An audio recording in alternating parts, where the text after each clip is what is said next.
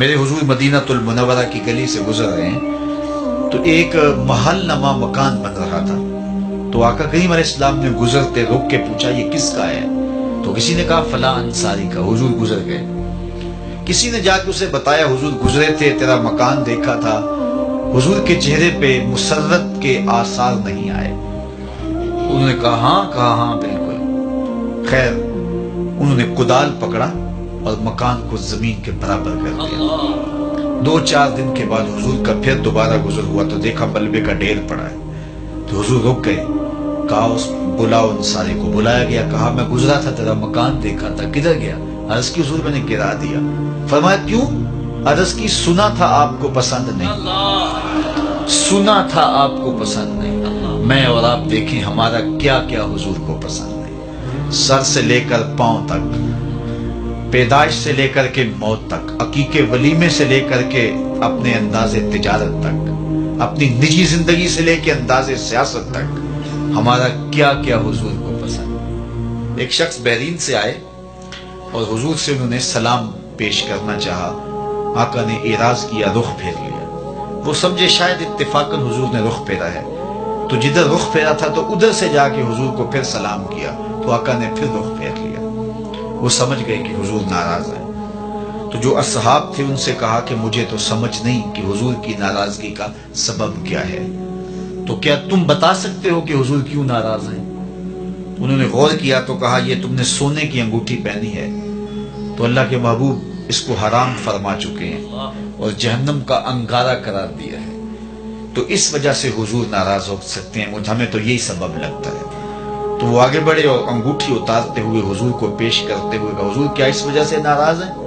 تو آقا کریم نے اس کو پکڑا اور یوں پھینک دیا. ناراضگی کی وجہ ختم ہو گئی. اللہ اکبر. کئی لوگ وہ سونے کی چین ڈال لیتے ہیں اور مختلف انگوٹھیاں ڈال لیتے ہیں، بلکہ میں نے ایک شخص کو دیکھا کہ اس نے جو ہے وہ ایک کڑا ڈالا ہے. تو میں نے کہا کہ یہ کیوں ڈالا ہے؟ تو وہ کہنے لگا یہ مدینہ شریف سے آیا ہے. میں نے کہا مدینے والے نے تو منع کیا ہے، انہوں نے تو روکا ہے. تو حضور نے اس کو پھینک دیا. ناراضگی ختم ہو گئی. وہ بیٹھ گیا. مجلس جاری رہی، گفتگو چلتی رہی. جب مجلس اختتام کو پہنچی لوگ گھروں کو پلٹنے لگے تو وہ بھی پلٹا نا. تو کسی نے اشارہ دیا وہ انگوٹھی تو اٹھا لو. چلو تم نہیں پہن سکتے، تمہاری بیوی تو پہن سکتی ہے، قیمتی سونا ہے. تو اس نے کیا کہا؟ واللہ لا آخذہ وقد طرحہ رسول اللہ صلی اللہ علیہ وآلہ وسلم. اس نے کہا اللہ کی قسم میں اسے کبھی بھی نہیں اٹھاؤں گا جس کو میرے رسول نے پھینک دیا.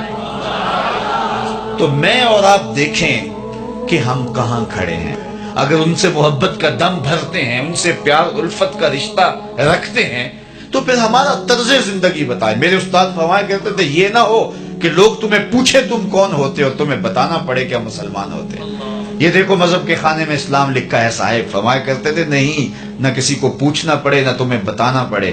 تمہارا طرز زندگی، انداز معاشرت، تمہاری وضاحت، تمہارے انداز حیات، تمہارے تیور ایسے ہونے چاہیے تم دور سے آ رہے ہو لوگ پہچان کے کہیں وہ دیکھو محمد عربی کا غلام آ رہا. نور آنکھوں میں تو چہروں پہ اجالے ہوں گے، مصطفیٰ والوں کے انداز نرالے.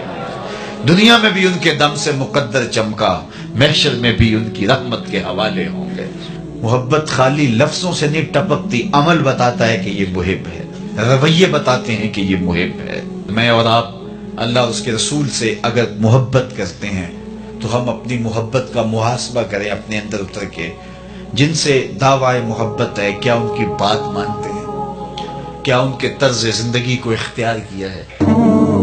اچھی بات دوسروں تک پہنچانا صدقہ جاریہ ہے. ویڈیو زیادہ سے زیادہ شیئر کیجیے.